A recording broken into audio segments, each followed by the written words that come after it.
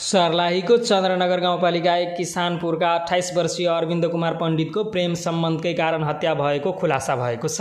जिल्ला प्रहरी कार्यालय सर्लाहीले सोमबार मलङ्गवामा पत्रकार सम्मेलन गरी घटनाबारे जानकारी दिएको हो। हत्यामा संलग्न आरोपमा प्रहरीले 25 वर्षीय नजिमा खातुन सहित 6 जनालाई सार्वजनिक गरेको छ। नजिमा ईश्वरपुर नगरपालिका 6 चिरानटोलकी हुन्। उनी विवाहित र 3 सन्तानकी आमा हुन्। उनका 30 वर्षीय श्रीमान मुस्तकिम अन्सारी सहित 43 वर्षीय मोहम्मद हुसेन मोमिन, 40 वर्षीय सुयब अन्सारी, 25 वर्षीय कोनुर आलम अन्सारी र सलाउद्दिन अन्सारी पक्राउ परेका अभियुक्त हुन्। सबै अभियुक्त आपसमा नातेदार रहेको प्रहरीले जनाएको छ।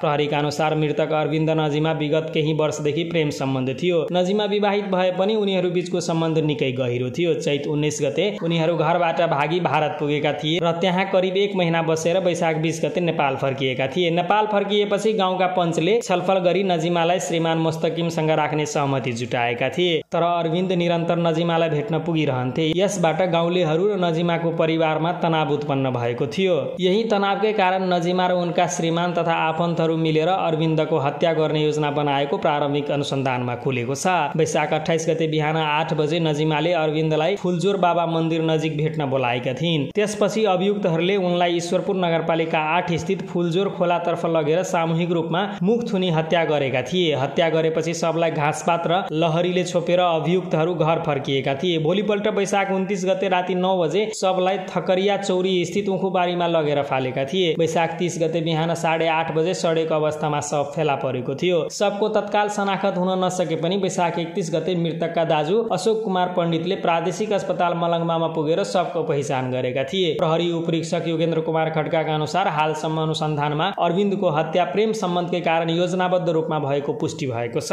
सर्लाही जिल्ला अदालतबाट कर्तव्य जान मुद्दामा म्याद लिएर थप अनुसन्धान भइरहेको छ।